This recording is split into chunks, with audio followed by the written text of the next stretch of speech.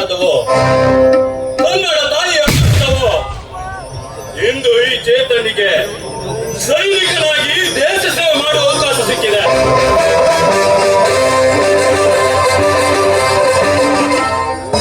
ನನಗೆ ಚಿಕ್ಕನಿಂದ ಆಸೆ ಏನ್ ಗೊತ್ತಾ?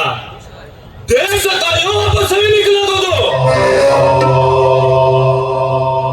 ಯಾಕೆಂದ್ರೆ ನಾನ್ ಸತ್ತಾಗ ಬಿಳಿ ಬಟ್ಟೆ ಸುತ್ತಿ ಎಲ್ಲ ಮಣ್ಣು ಮಾಡೋದು ನನಗೆ ಇಷ್ಟ ಇಲ್ಲ. ನಾನ್ ಸತ್ತಾಗ ನನ್ನ ಎದೆ ಮೇಲೆ ತ್ರಿವರ್ಣ ಧ್ವಜ ಇರ್ಬೇಕು. ನಾನ್ ಸುತ್ತಲು ಅಯ್ಯೋ ಪಾಪ ಅಂತಲ್ಲ,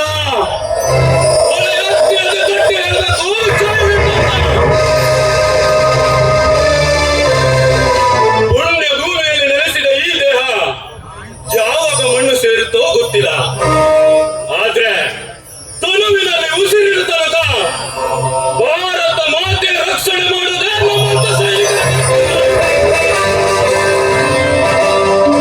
ಪದೇ ಪದೇ ಪಾಕಿಸ್ತಾನ ನಮ್ಮ ಸೈನಿಕರಿಂದ ಏಟು ತಿಂದರು. ಇನ್ನು ಕಡಿಮೆ ಆಗಿಲ್ಲ ಈ ಪಾಕಿಸ್ತಾನದ ದುರಂತ. ಗುಜರಾತ್ ಮತ್ತು ರಾಜಸ್ಥಾನದಲ್ಲಿ ಹುಟ್ಟುವ ಮತ್ತು ಮುಳುಗುವ ಸೂರ್ಯ ಕೇಸರಿ ಬಣ್ಣವಾಗಿ, ಕಾಶ್ಮೀರ ಮತ್ತು ಹಿಮಾಚಲ ಪ್ರದೇಶದಲ್ಲಿ ಬೀಳುವ ಹಿಮ ಬೆಳೆಯುವ ಬಣ್ಣವಾಗಿ, ಸಿಕ್ಕಿಂ ಮತ್ತು ಅರುಣಾಚಲ ಪ್ರದೇಶ ಬಂಗಾಳದಲ್ಲಿ ದೊಡ್ಡ ಕಾಡುಗಳು ಹಸಿರು ಬಣ್ಣವಾಗಿ, ಸದಾ ತ್ರಿವರ್ಣ ಧ್ವಜವೇ ನಮ್ಮ ಭಾರತದ ಗಡಿಯಾಗಿರುವ ಅದನ್ನು ಕಾಯುತ್ತಿರುವ ನಮ್ಮಂತ ಆರ್ಮಿಗಳು ಗಡಿಯನ್ನು ಕಾಯುತ್ತಿರುವಾಗ ಶತ್ರುಗಳು ಒಳನುಕೋದಲ್ಲ, ಹಾಗಂತ ಯೋಚನೆ ಮಾಡೋಕ್ಕೂ ಭಯ ಪಡಬೇಕು.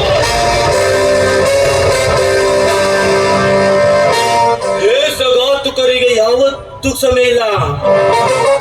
ದೇಶಘಾತುಕರನ್ನು ಕ್ಷಮಿಸೋದು ದೇಶಘಾತುಕರ ಉಸಿರು ನಿಂತ ಮೇಲೆ. ದೇಶ ರಕ್ಷಕರಾಗಿ ಗಡಿಯಲ್ಲಿ ನಿಂತು ದೇಶ ದ್ರೋಹಿಗಳನ್ನ ಗುಂಡಿಕ್ಕಿ ಸಾಯಿಸಬಹುದು.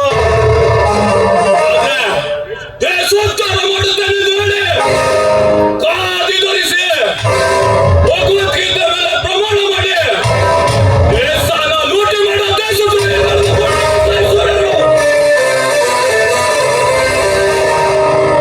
ಬಾಡು ದಟ್ಟಿ ಒಂದು ಪಕ್ಷಿ ಬಂದ್ರು ಕೂಡ ನಾವು ಅದನ್ನು ಮಾಡಿ ದುಡಿಸ್ತೀವಿ. ಆದ್ರೆ ನಮ್ಮಲ್ಲಿರುವ ಭ್ರಷ್ಟ ಅಧಿಕಾರಿಗಳ ಸತ್ತುಗಳನ್ನ ಬಿಟ್ಟಿದ್ದೇವೆ.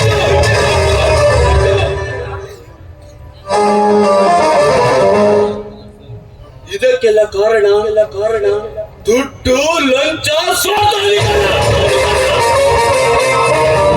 ನಮ್ ಭಾರತದಲ್ಲಿ ದುಡ್ಡು ಕೊಟ್ರೆ ಏನ್ ಬೇಕಾದ್ರೂ ಸಿಗುತ್ತೆ ಅನ್ನೋದು ಮೊದಲನೇ. ಭಾರತ ಒಂದೇ ಪ್ರೀತಿ ಅಷ್ಟೇ ಅಲ್ಲ, ಶತ್ರುಗಳ ಎದುರೇ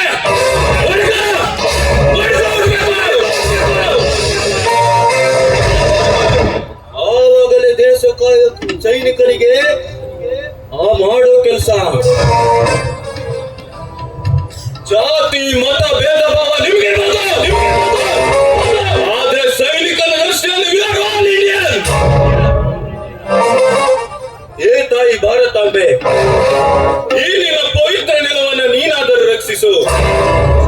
ದೇಶ ಕಾಯಲು ಹೊರಟ ಈ ಯೋಧ ಮತ್ತೆ ಮನೆಗೆ ಹಿಂದಿರುಗಿ ಬರ್ತೀನೋ ಇಲ್ಲೋ ಗೊತ್ತಿಲ್ಲ. ಆದ್ರೆ IPS ನಲ್ಲಿ ಅಧಿಕಾರ ಪಡೆಯುತ್ತಿರುವ ನನ್ನ ಸ್ನೇಹಿತೆ ಭುವನೇಶ್ವರಿಗೋಸ್ಕರನಾದ್ರೂ ನಾನು ಆಶಾವಾದಿಗೆ ಬದುಕಲೇಬೇಕು. ದೇವ, ಈ ನಿನ್ನ ಕೃಪಾ ಕಟಾಕ್ಷ ಯಾವತ್ತೂ ಯೋಧನ ಮೇಲೆ